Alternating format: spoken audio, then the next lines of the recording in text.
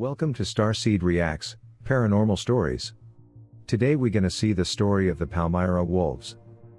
Before we begin, the source of this video is from MrBallen.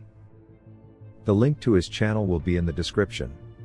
The way we are going to approach this video is, we are going to take some important notes that are given throughout the video, and at the end we will explain what exactly happened, and what the origin of these creatures were.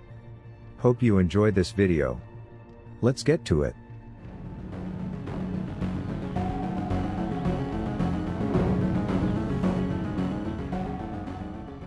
Palmyra was a very small rural community. I mean, we're talking maybe 1,200 people that lived there. They also had a 17-year-old daughter named Chelsea who was not eager to go, but it was the only place they could afford, and so they had to go. Luckily, because Palmyra was such a cheap place to live relative to where they had been living, that for less money, they actually ended up getting a bigger piece of property than they had lived in before.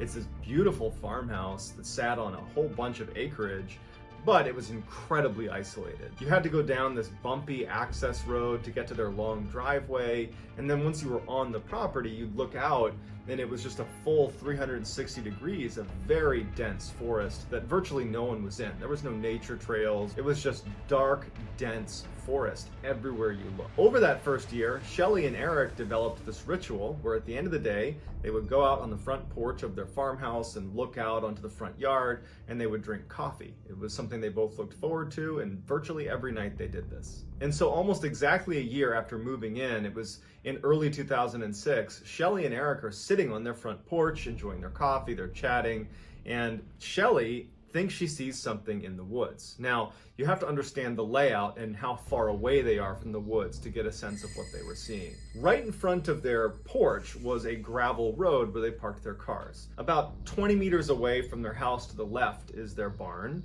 And beyond the barn, basically straight out from the porch, is this huge open field where there's no trees or anything. It was like open grazing area. And then way beyond the field was the beginning of this tree line, of this really dense forest. So we're talking at least a couple hundred meters away where she sees these lights. And she described it as like a pulsating light. It did not look like a car or some sort of vehicle, not to mention there was no road out straight ahead from their porch. It was just a dense forest where there was absolutely no one that should have been in there. Eric immediately, when he sees the lights, he thinks there's a poacher on his property, someone illegally hunting on his property. And so he gets Sean, his son, who did not live with them but was staying the night that night, he gets him to come outside and say, hey, do you think that's a poacher down there at the edge of our tree line? And Sean's like, I don't know, maybe. Eric decides that he wants to go tell this person to leave his property, and so he asked Sean to come with him. They figured they would just get to the edge of the property and yell out, hey, this is private property, you need to leave. As they're walking across the field and they're getting closer to the tree line,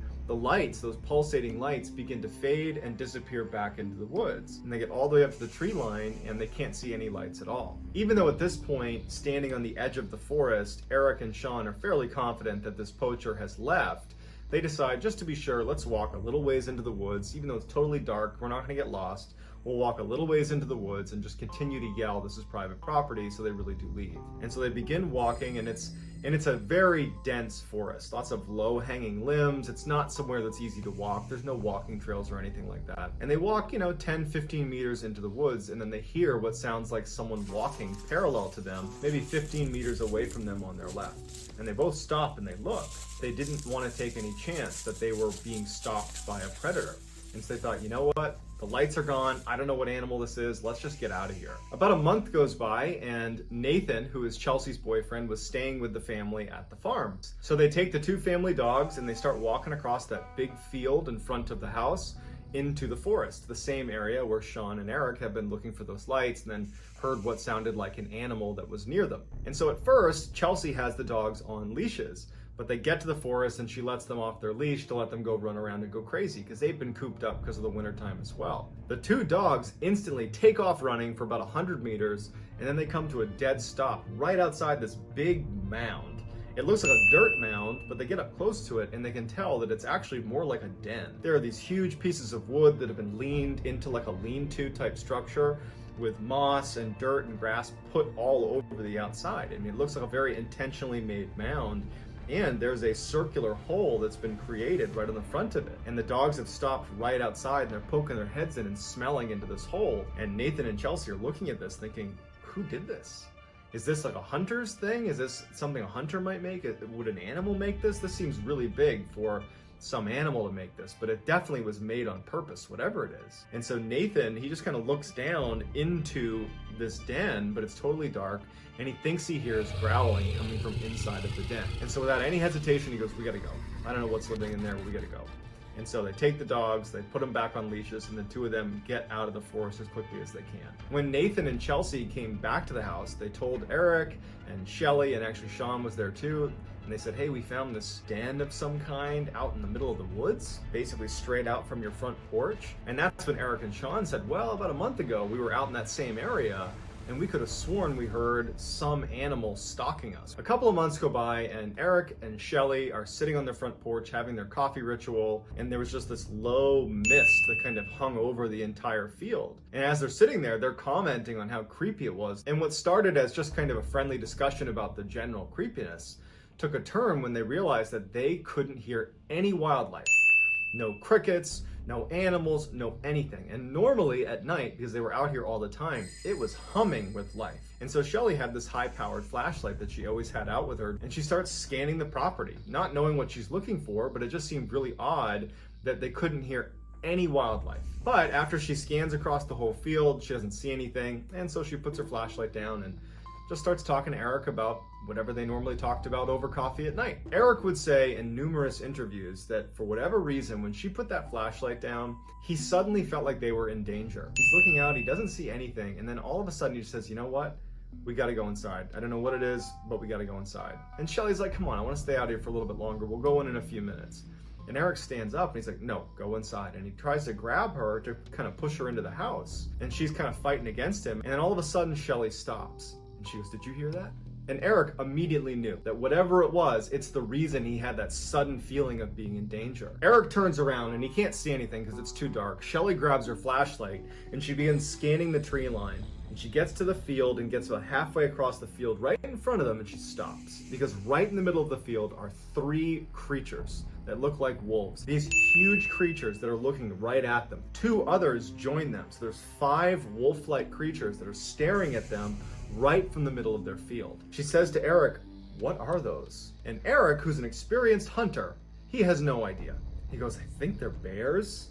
They could be wolves. We gotta go inside. And so Shelly's just holding the light and they start charging directly at her so fast that she wasn't able to keep the light on them. They were already halfway across the field. They go inside, they shut the door, and they lock it. And without saying a word, the two of them make their rounds across the entire bottom floor, lock every window, close every blind, make sure everything is shut. Shelly goes upstairs, she shuts off all the lights, she makes sure all the windows are shut, and then she goes to Chelsea's room, her daughter, and she wakes her up and she says, hey, come here, you gotta look at this. And they go to the window and they kind of like poke their head into the window because they don't want to like totally open it up and stare out because they don't want the creatures to see them. But they're kind of poking their head out the window and she's like, look. And standing on the gravel are these 5 creatures that are just standing in a row looking directly at the house. It was like they were waiting for them to come out the front door. They were just patiently standing there looking at the house. It did not look like normal animal behavior at all. And as she's looking, one of the animals looks up at Shelly in the window, and the creature stands on its 2 legs. It gets on its hind legs and looks at her, and Shelly gasps and falls over because the creature's like 8 feet tall. And so Shelly's on the ground looking at Chelsea, and she can't believe what she just saw. It's like her brain can't process. And that's when Shelly also remembers that she hasn't heard her 2 dogs. And she's worried they might be outside. It's a master bedroom and finds her 2 dogs hiding in the corner of the room next to each other. Like they're startled by whatever it is outside. So he just goes to the window and he pulls the blinds aside to look outside, and those 5 creatures are now gone. Or he goes back to look and he sees them back in the field where they first saw them, all 5. You can see all 5, they're facing the house still, but he can see them because the moon has now popped through and he's got illumination on the field and he can see all 5. And he's like, okay, maybe if I just keep my eye on them, I can open the door, run out, get the car, back it up without them seeing me. And then his motion sensor light kicks on. And he's so on edge being out there, when the light kicks on, he drops his keys because he's so startled. And the first thing he does, he looks towards the field. And he sees that one of the 5 creatures is now standing on its hind legs looking at him directly. Before he even bends down to get his keys, he sees them all running towards him. And after After a while, he hears the footsteps of these creatures leave the porch and go back onto the gravel area. And at some point, he pokes his head up and he looks, and all 5 are sitting there just facing the house, waiting for them to come out of the house. And they get on the bed and they just decide all we can do is wait until the sun comes up. During the time they were barricading their house, they would look out from time to time and they would see the 5 creatures just sitting on that gravel area right in front of their house, just waiting for them. When they finally went upstairs and barricaded themselves in that room, they immediately heard the creatures move off of the gravel, and they heard a couple of them at least walk onto the porch and start pacing around the porch. And it's totally silent besides the sounds of these creatures. And they were clearly communicating with each other. They were bumping into walls and then they were howling at each other. There was clear communication happening where they were trying to coordinate some sort of attack on the family. Now, the way the house was set up is there was a second floor roof, and then the first floor was a little bit wider than the second floor and had its own kind of separate roof. And after a while, the creatures stopped walking on the porch. They left the porch and it's just silence. And then they would hear them jump onto that first roof. And so from time to time, these creatures would walk past their windows and they would stop, they'd put their paws up onto the window and they would look inside. But there was a very thin sheet between them and the glass, so they couldn't see the creature and the creature couldn't see them. All night they're listening to these creatures running around, and sometimes they'd hear really loud scratching, like they had figured something out and they were trying to burrow their way into the house. But after a whole night of this, they never actually broke the glass, they never got inside the house. As the sun started to come up in the morning, the creatures jumped off the roof and they could hear them running away. And for about an hour, they didn't hear anything outside. The sun's come up and they felt safe again. And so they left their room, they go downstairs, and they finally open it up, and all over their property are signs of huge creatures that had been on their property. Massive footprints with huge claws at the end. They found tufts of hair that had gotten caught on fence posts. And even scarier is they found all these points on the house, in particular on the second floor when they were walking on that roof, where there was clear markings that they had tried to burrow into the house. There were these deep-seated scratch marks into the side of the house. The front door had been scratched apart. I mean, it was very clear that whatever these creatures were, they were trying to get into the house, but they had just been unsuccessful. So what we got is strange lights, big mount/den, strange mist/fog, no wildlife noises, feeling endangered, huge wolf-like creatures, creatures waiting/observing, creatures standing on 2 legs, creatures 8 feet or 2.5 meters tall, dogs scared, creatures trying to look inside through window, creatures scratching but not getting in. So, strange lights are mostly associated with UFOs. And since we can tell that these were huge creatures of 8 feet or 2.5 meters, and could stand on 2 legs, we know this ain't normal creatures. The fog was probably just a coincidence, however the creatures clearly knew and used it for their attack.